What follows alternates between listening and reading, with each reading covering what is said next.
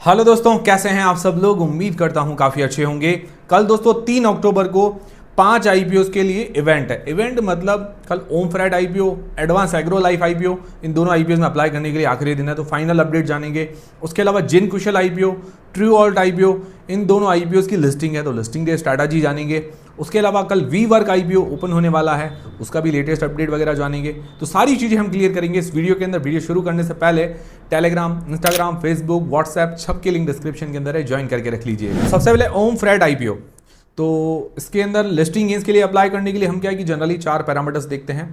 सिर्फ रिस्क मापने के लिए देखते हैं, बाकी हम ये नहीं कह रहे कि भी इसके भरोसे आपको रहना है। जो भी आपको डिसीजन बनाना है अपनी रिस्क अपना एनालिसिस लगा के ही बनाना है। कोई भी बाय सेल का, होल्ड सेल का किसी का भी रिकमेंडेशन नहीं है। तो सबसे पहली चीज देखते हैं जीएमपी। जीएमपी अंदाजा ही होता है, इसके पूरे भरोसे मत रहिएगा। जीएमपी अभी इसकी चल रही है लगभग 5% के आसपास, तो डिमांड काफ़ी कम है। मिनिमम हम तो क्राइटेरिया लेके चलते हैं कि भी 20% हो तो ठीक है, 20% हो तो 1 पॉइंट, 10% हो तो आधा पॉइंट, 5% है तो इसके अंदर 0 पॉइंट मिल जाता है। फिर बात करें सब्सक्रिप्शन की। सब्सक्रिप्शन छोटा इशू साइज है, 100 करोड़ के आसपास का है, 2.56 टाइम्स, 2.56 गुना के आसपास सब्सक्राइब हुआ है। सारे पोर्शन लगभग सब्सक्राइब हो चुके हैं, तो सब्सक्रिप्शन तो ठीक ही है।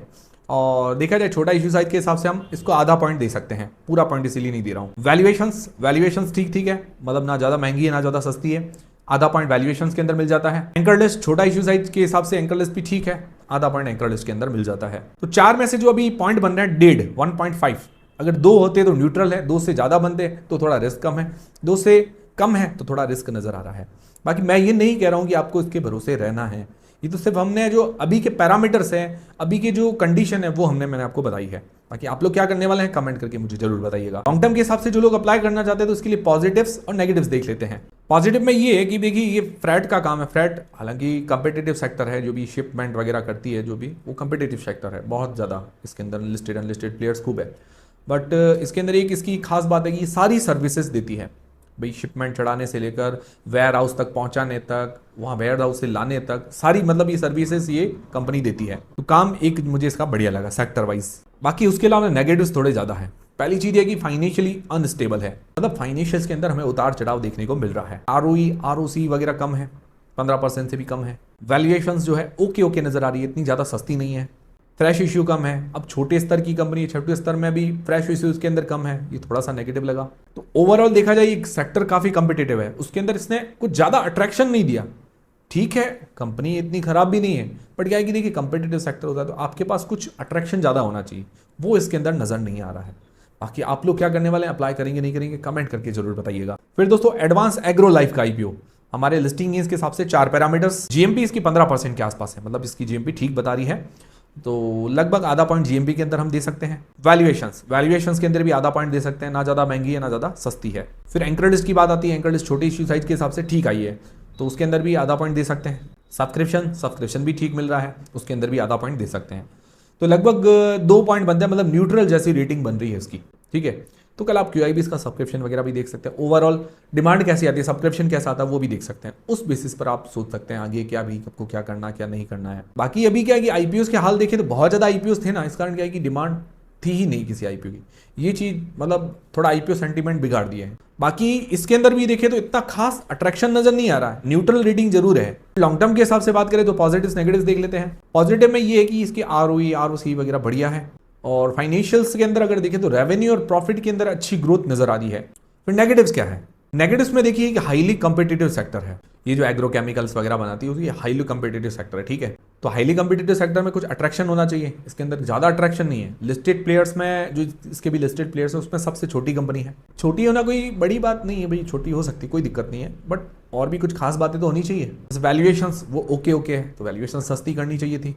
दूसरी चीज़ डेट, उधारी थोड़ी ज़्यादा है, तो ये भी थोड़ा यार आप देखिए, अब इतने छोटे स्तर पर अभी हो, अगर मार्केट कैप छोटा है, शुरुआती दौर है, अब स्टॉक मार्केट में लिस्ट होने जा रहे हो, तो अपना डेट वगैरह पे करके रखिए, तो एक बेस अच्छा बनाइए ना। आईपीओ से पे नहीं कर रही, ये भी थोड़ा नेगेटिव लगा। ओवरऑल देखा जाए कंपेटिटिव सेक्टर है, उसके अंदर इसने अट्रैक्शन कम है इस आईपीओ के अंदर भी, तो वैल्यूएशंस थोड़ी सस्ती रखते या डेट पे कर लेते तो मुझे लगता बढ़िया रहता। बाकी ओवरऑल थोड़ा अट्रैक्शन कम ही नजर आ रहा है। बाकी आप लोग क्या करने वाले हैं कमेंट करके जरूर बताइएगा। मेरी तरफ से अप्लाई करने नहीं करने का डिसीजन नहीं, जो भी डिसीजन बनाए अपनी रिस्क अपना एनालिसिस लगा के बनाए। फिर दोस्तों कल 2 आईपीओ की लिस्टिंग है, जिनमें से सबसे पहला आईपीओ जिन कुशल, उसका आईपीओ की लिस्टिंग है। तो लिस्टिंग डे पर स्ट्रैटेजी क्या होनी चाहिए, 9 बजे मार्केट खुल गया, 10 बजे आईपीओ की लिस्टिंग होगी। उससे पहले आप प्री मार्केट के अंदर ऑर्डर लगा सकते हैं 9:45 तक, भाई आपको पहले सेल करना, बाय करना, वो कर सकते हैं। कैसे करते हैं तो सर्च कीजिए IPO pre market order Jayesh Khatri लिखकर, आपको यूट्यूब पर वीडियो मिल जाएगा। तो एक अंदाजन लिस्टिंग प्राइस क्या हो सकती है, मतलब अंदाजा जान रहे हैं जीएमपी के अनुसार, जो अभी ग्रे मार्केट में डिमांड चल रही है उसके अनुसार, मेरे अनुसार नहीं है, ठीक है ना ही इसको आपके भरोसे रहना है कि फिक्स इस पे ही लिस्टिंग होगी, ये नहीं है,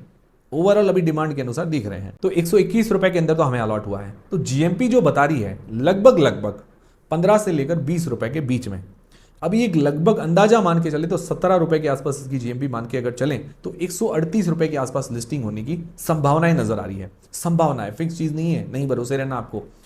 और मान लो हम थोड़ा बहुत रेंज ऊपर नीचे लेके चले, मान लो मार्केट थोड़ा बहुत ऊपर नीचे रहता है तो 130 से लेकर 150 रुपए के बीच में लिस्टिंग होने की संभावनाएं नजर आ रही है। इससे कम ज़्यादा की संभावनाएं नजर नहीं आ रही और ना ही नेगेटिव लिस्टिंग की संभावना नजर आ रही है, क्योंकि डिमांड कंटिन्यू इसकी ठीक बनी। और शुरुआती दौर में जिन कुशल आईपीओ की डिमांड बहुत ज़्यादा अच्छी थी। अब देखते हैं कि जो शुरुआती डिमांड थी वो आती है या नहीं आती है, वो लिस्टिंग के बाद आती है, वो पता चल जाएगा। अब लिस्टिंग डे पर स्ट्रैटेजी क्या होनी चाहिए, देखिए अगर आपने सिर्फ लिस्टिंग गेंस के लिए अप्लाई किया तो लिस्टिंग गेंस लेकर एग्जिट होना बढ़िया ही स्ट्रैटेजी होती है। आपका टारगेट शॉर्ट टर्म का है तो फिर शॉर्ट टर्म का सोचिए, लॉन्ग टर्म का टारगेट है तो लॉन्ग टर्म का सोचिए। तो लॉन्ग टर्म का टारगेट है तो पॉजिटिव्स नेगेटिव्स देख लेते हैं। लॉन्ग टर्म में अगर देखा जाए पॉजिटिव, ये सेक्टर अच्छा है, ठीक है, अगर कंस्ट्रक्शन मशीनरीज और इक्विपमेंट जो है सेल करती है, उसके अलावा रीफर्बिश्ड भी करती है, मतलब उनको रिपेयर करके वापस भी सेल करती है। ये बड़ा बढ़िया काम है भाई। रिपेयर करना हर कोई आजकल ये बस की बात नहीं होती, नया ला के सेल करना तो कोई भी कर लेता है, ठीक है, बट ये रिपेयरिंग में एक थोड़ा मुझे लगता है एक प्लस पॉइंट हो जाता है इसके लिए। वहां से 35% का रेवेन्यू जनरेट होता है रिपेयरिंग रिफर्बिशमेंट से। इसका मार्केट शेयर भी ठीक है, मतलब ये क्या करती है, विदेशों के अंदर जो मशीनरी कंस्ट्रक्शन इक्विपमेंट है शिप के थ्रू बेचती है। आरओसी वगैरह भी अच्छी है, रेवेन्यू प्रॉफिट के अंदर अच्छी ग्रोथ है। नेगेटिव्स क्या है, नेगेटिव्स देखिए वैल्यूएशंस ओके है, डेट इसके ऊपर थोड़ा ज्यादा है और आईपीओ से पे नहीं कर रही है, ये थोड़ा सा मुझे नेगेटिव लगा। ओवरऑल अगर देखा जाए तो ये दो रिस्क है, उसके साथ अट्रैक्शन इसका सेक्टर का बना हुआ है, सेक्टर के कारण ये अट्रैक्टिव नजर आ रही है। कि आप लोग क्या करने वाले, होल्ड करेंगे, सेल करेंगे, मुझे कमेंट करके जरूर बताइएगा। पर्सनली अगर देखा जाए मुझे इतनी ज्यादा रिस्की नजर नहीं आई, मतलब एक अट्रैक्शन थोड़ा बहुत तो नजर आ ही रहा है। हाँ फिर भी मान लो आपको कंफ्यूजन हो कि भाई हमको यार अट्रैक्शन है तो रखना है, तो थोड़े बहुत शेयर सेल कर सकते हैं, थोड़े भी रख सकते हैं, इस तरह की भी स्ट्रैटेजी आप अपना सकते हैं। फिर दोस्तों ट्रू ऑल्ट बायो एनर्जी का आईपीओ, इसकी भी लिस्टिंग कल 3 अक्टूबर को है। 9 बजे मार्केट खुल गया, 10 बजे आईपीओ की लिस्टिंग होगी, 9:45 तक प्री मार्केट के अंदर ऑर्डर।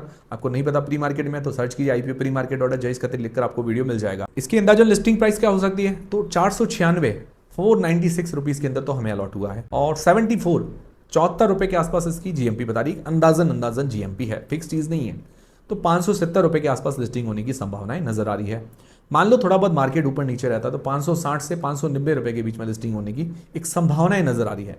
फिक्स नहीं है कि आपको इसके भरोसे रहना है कि इतने पे ही लिस्ट होगा, ये जीएमपी के अनुसार एक संभावना है। तो अंदाजन 15% जैसा लिस्टिंग गेंस मिलने की संभावनाएं हैं, ठीक है। शुरुआती तौर पर देखें तो इसकी डिमांड बहुत कम थी, मतलब 4-5% ही जीएमपी थी, बाद में इसकी डिमांड थोड़ी बढ़ी है। और जिन कुशल की शुरुआती दौर में 40-50% डिमांड थी, बाद में इसकी डिमांड घटी है।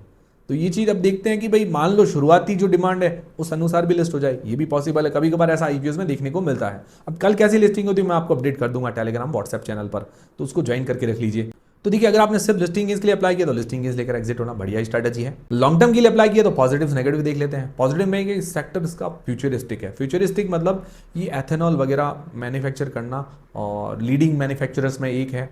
उसके अलावा फ्यूचर के अंदर एरोप्लेन के अंदर भी जो एथेनॉल फ्यूल मिक्स करके वो आगे उस पर भी काम कर रही है, तो फ्यूचर एक अच्छा नजर आता है इस सेक्टर के अंदर। रेवेन्यू प्रॉफिट के अंदर अच्छी ग्रोथ दिखाई है और आने वाले 1-2 साल तक इसको रेवेन्यू प्रॉफिट में अच्छी ग्रोथ दिखानी पड़ेगी। नेगेटिव्स क्या है, नेगेटिव्स देखिए डेट बहुत ज्यादा है, डेट टू इक्विटी रेशियो 2 के आसपास का, जो कि बहुत ज्यादा है। दूसरी चीज वैल्यूएशंस भी इतनी सस्ती नहीं है। तो लॉन्ग टर्म के हिसाब से देखिए तो सेक्टर बढ़िया है, नो डाउट, बट 2 रिस्क बहुत बड़े हैं। डेट बहुत ज्यादा, डेट इसको मुझे लगता है आईपीओ के पैसे से पे करना चाहिए था। वैल्यूएशन कोई बात नहीं, चला लेंगे कि भाई वैल्यूएशन ज्यादा सस्ती नहीं दी तो, बट फाइनेंशियल्स अच्छे रखने चाहिए थे, मुझे ऐसा लगता है। बाकी अट्रैक्शन के साथ साथ क्या है, रिस्क बने हुए, ये चीज आप ध्यान में रख लीजिएगा। बाकी आप लोग क्या करेंगे, होल्ड करेंगे, सेल करेंगे, कमेंट करके बता दीजिएगा। बाकी हाँ, इस सेक्टर के अंदर इससे भी अट्रैक्टिव कंपनियां भी है, जिससे वैल्यूएशंस भी अट्रैक्टिव है और इससे बड़ी कंपनी से है। ये छोटी कंपनी अपने सेक्टर के अंदर जो लिस्टेड प्लेयर्स हैं उसके अंदर। बाकी आप जो भी डिसीजन बनाए अपनी रिस्क अपना एनालिसिस लगा के बनाए। फिर दोस्तों कल वीवर्क का आईपीओ ओपन होने वाला है 3 अक्टूबर से लेकर 7 अक्टूबर के बीच में। तो इसकी अभी लेटेस्ट जीएमपी देखिए तो 4 से 5% के बीच में बता रही है, डिमांड थोड़ी कम है। एंकर लिस्ट बढ़िया आई है, 1348 करोड़ रुपए एंकर इन्वेस्टर्स के द्वारा जुटाए गए हैं। एफआईआईज डीआईआईज दोनों के अंदर ही अच्छे नाम शामिल है। अगर डीआईआईज की बात करें तो उसके अंदर एचडीएफसी वगैरह है, एक्सिस है, आईसीआईसीआई है, मोतीलाल ओसवाल, ऐसे कई बड़े नाम शामिल है। म्यूचुअल फंड बढ़िया है, वो मैंने रिव्यू वाले वीडियो के अंदर पूरा डिस्कस कर लिया है, वो पूरा आप डिटेल में देख लीजिएगा।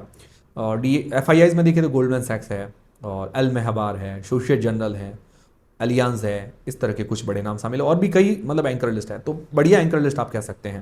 बाकी वैल्यूएशंस वगैरह भी ठीक है, अपने सेक्टर के अंदर ये बड़ी कंपनी है तो वैल्यूएशंस वगैरह भी ठीक है। ओवरऑल थोड़ा बहुत तो अट्रैक्शन है। बाकी आप रिव्यू वाला वीडियो देख लीजिए, उसके अंदर और ज़्यादा डिटेल सारी चीज़ क्लियर हो जाएगी।